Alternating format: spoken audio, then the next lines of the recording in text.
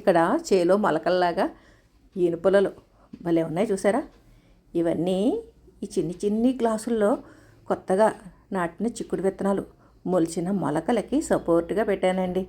ఆ చిక్కుడు విత్తనాలు అవన్నీ నాటడం, మట్టి ఎలా కలపాలి ఏంటి అన్నది మీకు చూపించాను కదండి వీడియోలో. అవి ఎప్పుడే మొలకలు మొదలైనయండి.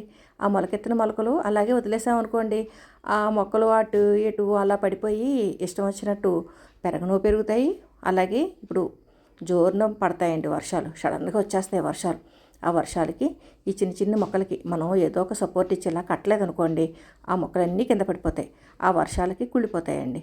అందుకని అవి అలా కుళ్ళిపోకుండా ఉండడానికి, ప్లస్ ఇవి మళ్ళీ చిగుళ్ళు వస్తాయి కదండి, లేతగా చిట్టి చిట్టి తీగలు వస్తాయి. ఆ తీగలు పాకటం కోసం వీలుగా ఉంటుందని ఈ ఈనుపుల్లలు గుచ్చానండి.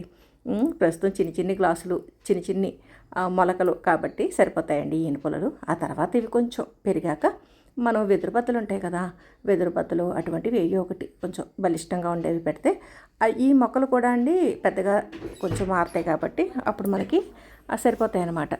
అందుకని ఈలోపు ఈ ఈనుపుల్లలు చాలండి.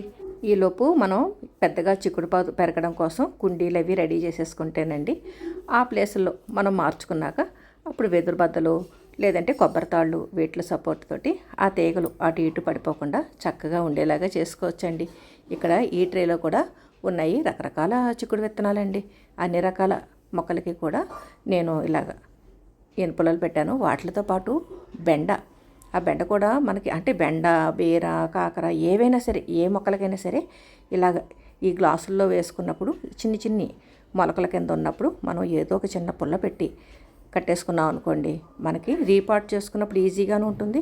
ఆ మొక్కలు కూడా అండి స్ట్రెయిన్ లేకుండా చక్కగా పెరుగుతాయి అన్నమాట. ఆ తర్వాత మనం దేంట్లో వేసుకుందాం అనుకుంటున్నామో దాంట్లో వేసేసుకుని అవసరాన్ని బట్టి కర్ర ఉంచుతాం. బెండ లాంటి వాటికైతే ఇంక ఎటువంటి కర్ర సపోర్ట్ ఉండదు. మామూలుగా ఈ చిక్కుడు, కాకర, బీర ఇటువంటి వాటికైతే మాత్రం సపోర్ట్గా పెద్ద లావు కర్రలు లేదంటే వెదురు బద్దలు అవి వాడతామండి. ఈ చిట్టి చిట్టి గ్లాసుల్లో ఈ చిన్ని మొక్కలకి ఈ ఈనుపుల్లలు సరిపోతాయండి.